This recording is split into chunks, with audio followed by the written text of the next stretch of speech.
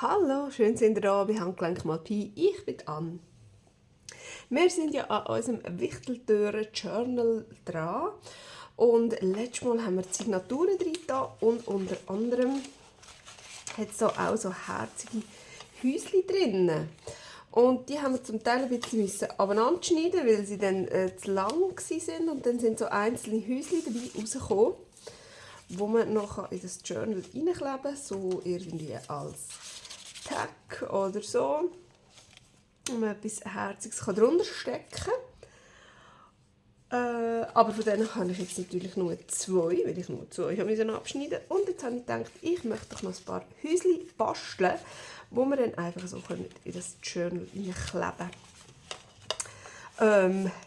Genau, und für das habe ich mir jetzt die mal so ein bisschen als Vorlage. Und was habe ich noch alles parat gemacht?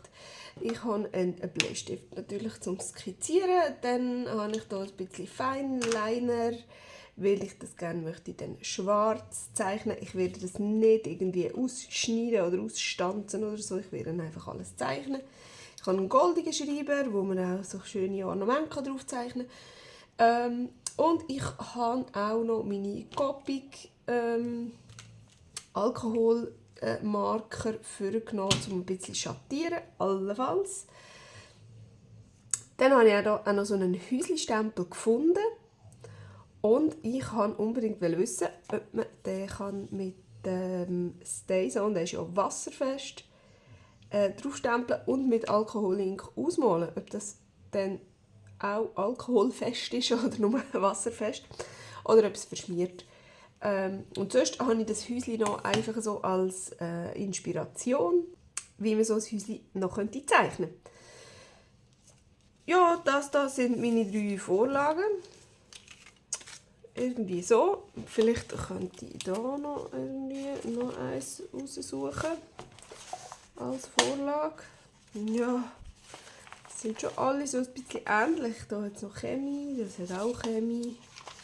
Ja, irgendwie.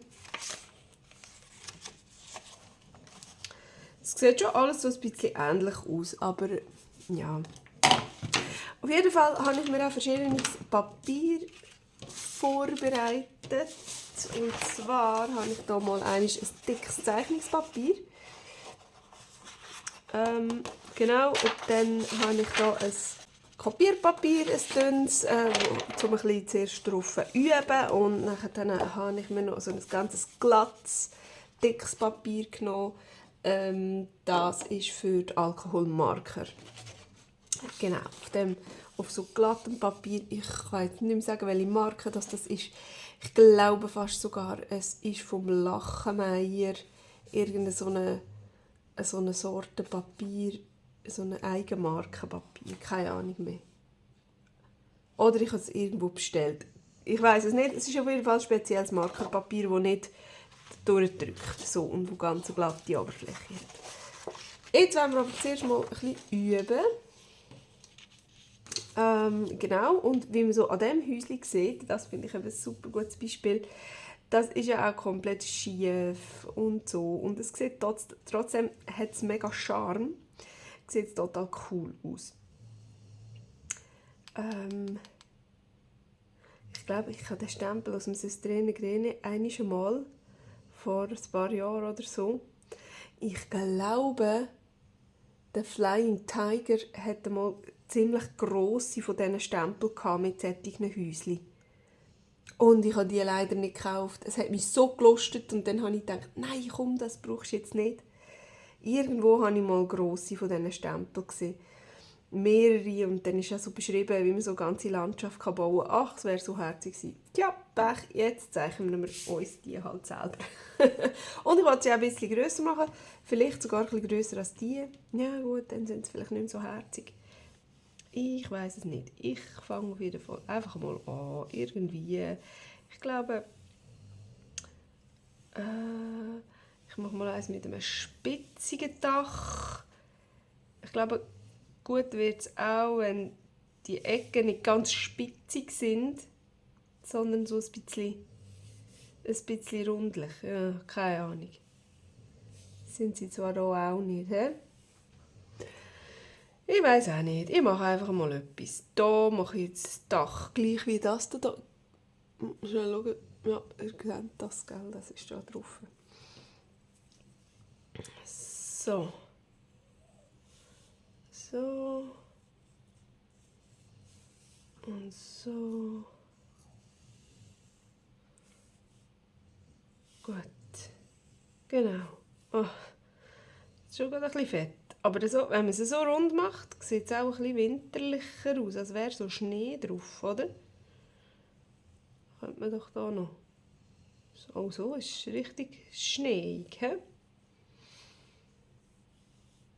Und dann machen wir das auch so.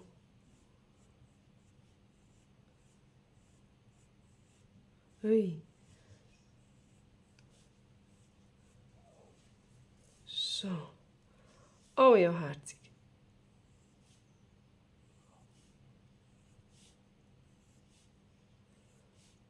So. Und dann Fensterli. Zack. Hey, ich habe das vorher wirklich überhaupt nicht geübt oder so, sondern ich mache jetzt da einfach etwas. Ich habe ehrlich gedacht, ich kann dann einfach komplett drauf loszeichnen, zack, zack, zack, und dann ist so das Häuschen fertig. Und jetzt merke ich gerade, jetzt bin ich trotzdem noch ziemlich am Üben, so, und weiss nicht so genau, wie ich soll. So, die runden Türen finde ich da auch noch recht herzig. So. Und brauche das auch noch, das Fensterli, das Türli. Zack. So, und dann ist es so noch ein bisschen leer. He? Jetzt mache ich doch auch noch so ein Müsterli einfach. So. Zack. Und noch auf die andere Seite. Wie geht das? So. Ist ja gut. Keine Ahnung. Ja gut, also jetzt ist das einfach mal das Erste. Ah ja, genau. Das wollte ich auch noch zeigen. Wo ist jetzt so mein Schreiber? Da. Genau. Die verschiedenen Schreiber. Das ist ja ein Sharpie Permanentmarker. Das ist ein Copic, der ist extra für die da, damit das nicht verschmiert, wenn man da dann mit dem drüber reinmalt. Und das ist einfach ganz normaler Feinliner. Es sollte auch waterresistent sein. Ich muss dann noch auf dem glatten Papier, auf dem Markerpapier ausprobieren, ob die nicht verschmieren, die zwei. Weil normalerweise würde ich den nehmen, aber von dem habe ich jetzt nur noch gerade einen 0,1 ganz dünnen, der funktioniert. Ja, darum muss ich dann schauen, ob die überhaupt gehen. Aber jetzt so ganz normal. Der ist ein bisschen dünner, ultrafein heisst der. Hat der noch irgendeine Nummer oder so? Nö. Keine Ahnung. Ist auch mal, hat ganz dünne Spitze. Und das hier ist 0,8. Das ist recht dick. Jetzt probieren wir das mal mit dem.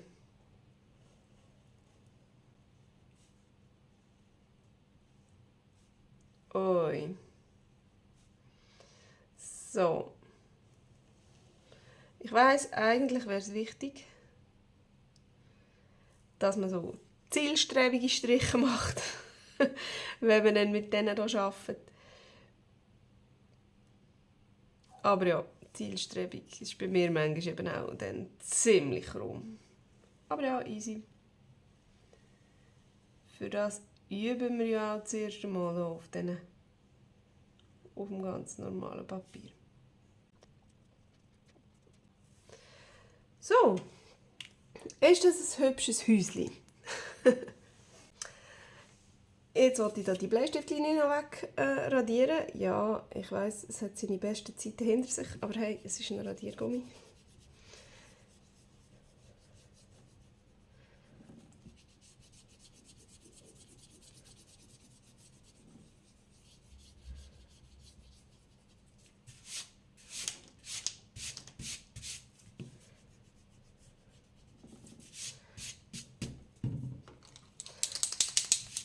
So. Und jetzt, ich weiß nicht, ob das gut kommt, wenn ich jetzt einfach mit dem Gold über das Schwarz drüber male oder ob ich dann muss mir zuerst überlegen, welche Linien sollen goldig werden und welche schwarz. Oh, das war nicht so geplant.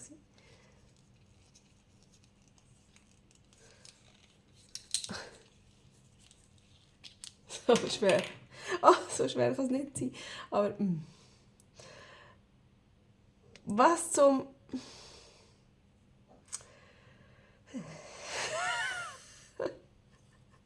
Okay.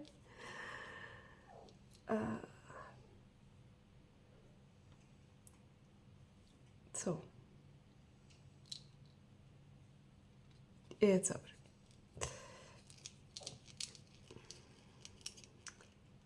Gut. Schön, alles in Gold. Immerhin, Gold ist eine schöne Farbe. So. Nochmal. Jetzt malen wir das mal an. Zack. Einmal das geht. He? Das deckt komplett das Schwarze ab. Ja, wenn man richtig gut malen. Ja, vielleicht schimmert es ein bisschen durch. Aber ja. Zack. Zack. Ja, also ich glaube, das ist machbar. He?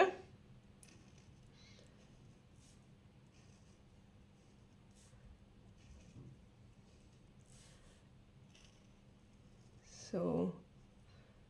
Ist aber jetzt auch nicht unbedingt nötig, dass man es vorher schwarz macht. Ja.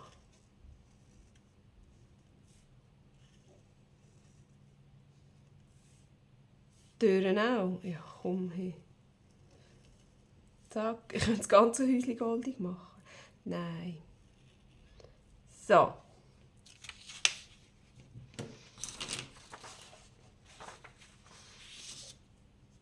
Das ist doch super. Jetzt wollte ich schnell das hier stempeln. Einfach aufs normale Papier. Einfach nur so, dass wir das auch noch hier haben. Ist das noch nicht vertrocknet? Hoffen wir es nicht.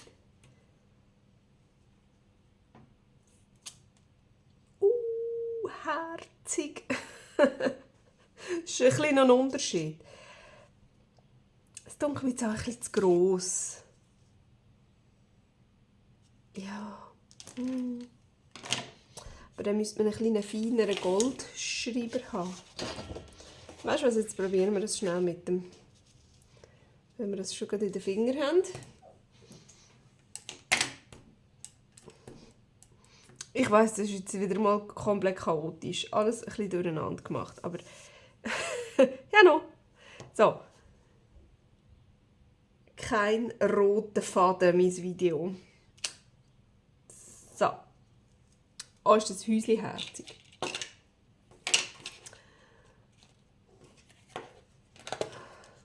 Gut. Das ist trocken und das. Das ist auch trocken. So, jetzt wollen wir mal schauen, ob man das irgendwie ausmalen.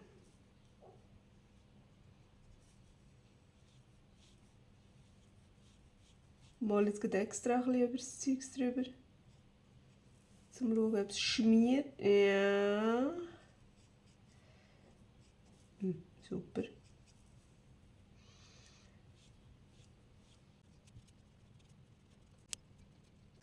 So, also das wäre ja schon recht herzig. Ich habe es jetzt wirklich auch absichtlich nicht so exakt ausgemalt und weil da mein eigener Schreiber fast keine Farbe mehr hatte, habe ich ein bisschen mehr drücken, dann hat das ein bisschen dumm, funktioniert das nicht so ganz mit den Pinselspitzen. Aber wenn ihr da mal ein bisschen genauer schaut, wenn wir uns das mal genauer anschauen, da bei der Tür sieht man es gut, dass es ein bisschen geschmiert hat und da unten auch. Und da sieht man es auch gut.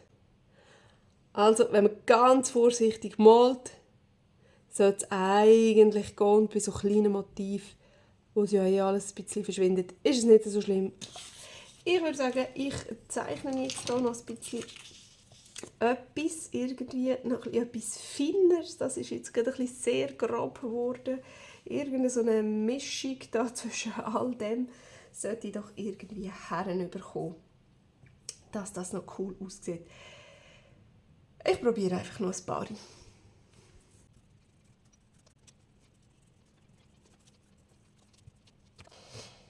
So, okay, also das wären jetzt so meine Skizzen. Das hier gefällt mir überhaupt nicht mit dem komischen Zeugs hier. Also das müsste ja wenn schon auch Dachziegel haben, irgendwie so. Zack, zack, zack. Also, und jetzt im Vergleich, ja gut, aber weißt du was, komm, wir machen doch so. Zack, so ist besser. Oder gerade so. Ja, komm, so ist ein bisschen besser. Ja, ich brauche die ja sowieso jetzt nicht, nur so ein bisschen als Vorlage. Ja, was gefällt mir am besten? Das gefällt mir irgendwie am besten, weil es so, wahrscheinlich weil es ein bisschen kleiner ist. Und ich habe ja eigentlich grössere Wellen, aber dann müsste ich wahrscheinlich auch ein bisschen mehr Details drin noch zeichnen. Also. Macht schon mega viel aus, hä? Genau. Ja, haben hier auch. Zack. Und wir da halt auch noch einmal so. Ja, ja. Sobald es ein bisschen mehr so ein kleines Geschmäus drin hat, sieht es gerade noch ein bisschen anders aus. So, komm, da könnten wir doch auch noch so machen. Dann passt es wieder zu der Tür. Ja, ja, genau. Ja, sonst sind sie so leer. Sobald ein bisschen mehr Detail ist. Ich habe eigentlich gedacht, ich möchte es recht schlicht behalten. Die sind ja schließlich auch schlicht. Und die anderen, die da, die sind noch schlichter. Gut, die hat natürlich ganz viel mit diesen... Ja, gut, die haben auch so ein kleines Zeug. Gut, nein, also jetzt bin ich eigentlich wirklich ziemlich zufrieden da, mit denen. Jetzt übertrage ich doch die hier auf das Zeichnungspapier und aufs Markerpapier. Ungefähr so. Nachher schauen wir mal, was dabei rauskommt. So, die Zeichnerei, die geht schon relativ lang. Aber ich finde es mega von Vorteil, wenn man sich das schon mal so ein bisschen vorzeichnet hat. Dann kann man es nämlich nur noch abzeichnen. Und man kann ja dann immer noch während dem Zeichnen ein bisschen etwas verändern. Aber immerhin hat man so ein bisschen Vorlage und dann kommt man schon ein bisschen vorwärts. Genau, jetzt kommt der dran. Ich mache jetzt das mit dem, weil ich von dem weiss, der zeichnet einfach gerade sehr gut. Und ja, mal schauen, ob ich die feinen Sachen mit dem herbringe. Sonst muss ich dann halt gleich noch den feiner den oder den nehmen. Wir werden es sehen. Ich probiere ihn einfach mal. Hui, also die erste Schicht wäre fertig. Ausgümmeln muss ich natürlich noch. Und dann kommt die ganze Geschichte jetzt noch hier drauf.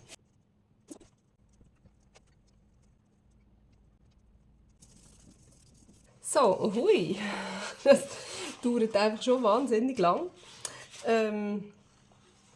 Und obwohl ich jetzt hier sogar ohne mit Bleistift vorzeichnen das noch gemacht habe.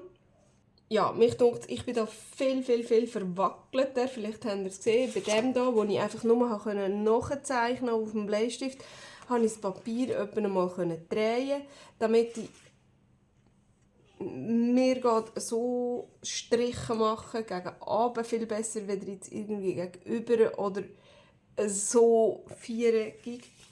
Und dann komme ich viel geradere Striche über, wenn man jetzt einmal die zwei Häuschen miteinander vergleicht.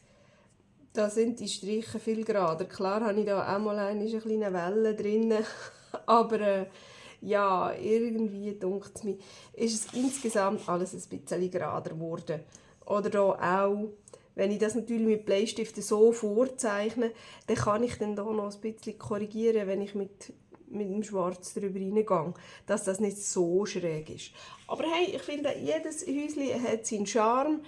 Ich habe mir jetzt auch gerade überlegt, ob ich es noch einscannen soll, damit ich die einfach auch wieder ausdrucken kann. Aber ich glaube, ich lasse das jetzt und ich tue jetzt hier bei denen hier noch ganz ein kleines bisschen probieren, ein bisschen schattieren mit verschiedenen Grautönen. Jetzt muss ich gerade schauen. Da habe ich jetzt das Kaltgrau genommen, aber da ich das Büchlein ja Kaffee gefärbt habe, würden wahrscheinlich die warmen grauen Töne viel besser passen. Das nicht. Jetzt muss ich da schnell schauen, was wir haben. Ich habe eines 1, eines 3 und eines 5. Ich denke, dunkler muss es nicht sein. Und ein bisschen Gel fürs Fenster vielleicht noch. Oder noch ein helleres Gel. Muss ich ausprobieren. Ich schaue mal, wie es aussieht. Vielleicht lasse ich ein paar weiss, vielleicht tue ich alle ein bisschen schattieren. Mal schauen.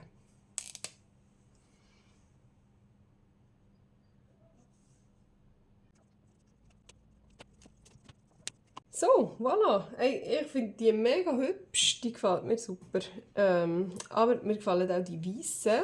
Und da ist ja das Papier nicht so schneeweiß. Das finde ich noch fast ein bisschen besser. Und jetzt schneiden wir doch das Zeug einfach noch aus.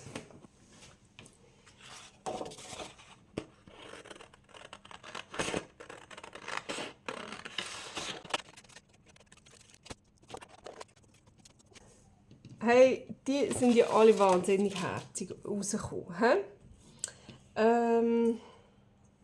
Ja, jetzt hier unser Prototyp mit dem Gold. Nein, ja, ich weiß nicht so recht.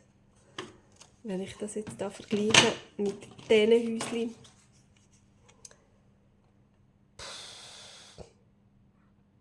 Also ich müsste einen viel feineren Goldschreiber haben. Ah, vielleicht habe ich zwar noch so einen Schälschreiber. Moment. Es ist ja nicht so, als hätte ich viel zu viel.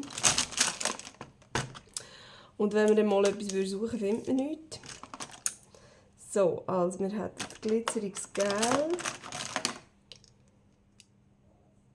Das sieht noch sehr goldig aus. Dann machen wir doch hier mal ein paar Teststriche. Ich glaube fast, ich nehme den. Der ist zwar sehr gelb, aber der malt so gut und der glitzert extrem stark. Probieren wir doch mal etwas aus. Was wollen wir denn jetzt hier goldig machen? Der übermalt sicher nicht so wie der andere. Also könnten wir doch hier einfach mal so drüber. So. Oh ja. Das sieht aber gar nicht so schlecht aus. Oh, jetzt malt er nicht mehr. Oder? Oder seht ihr noch nicht? Er ist sehr hell, aber sehr glitzerig. Schön. Ja, ich glaube, ich nehme den und ich tue da einfach. Jetzt bei denen sieht man es natürlich sowieso nicht so besonders gut, weil die ja noch ein bisschen angemalt sind. Ich denke, auf dem Weißen wird man es dann noch viel mehr sehen. So, und dann machen wir einfach hier die Umrisse ein bisschen. Oh schön. Probieren wir mal auf den.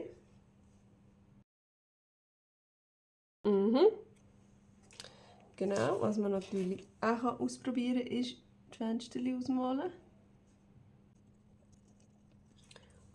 Das ist auch sehr schön. Das gefällt mir fast ein bisschen besser als das. Ein bisschen abwechseln.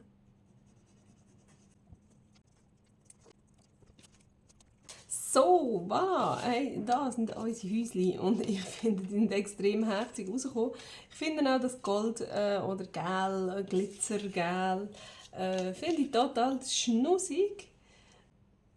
Ich finde, die Häuschen, die passen super in unser Journal rein. Ich finde, das sieht wahnsinnig toll aus. Sie passen auch total gut zu den anderen Häuschen, finde ich. So sieht doch das toll aus. Und ich werde dann die einfach hier ein bisschen reinkleben. Und ein bisschen als Deko und ein bisschen als Täschchen, wie es dann gerade so wird kommen. Was ich mir auch noch überlegt habe, ist, ob ich diese Häuschen so noch ein bisschen ankleben soll. Dann ist nämlich das Häuschen nachher ein Täschchen. Und weil das hier so Fensterchen hat, wenn man dann noch etwas reinsteckt, sieht doch das nachher auch noch mega cool aus. Ich weiss es noch nicht, ich werde es dann sehen. Und wenn ihr es auch sehen wollt, wie es dann am Schluss rauskommt, dann wäre es doch mega schön, wenn ihr das nächste Mal wieder dabei wäret. Bis dann, tschüss!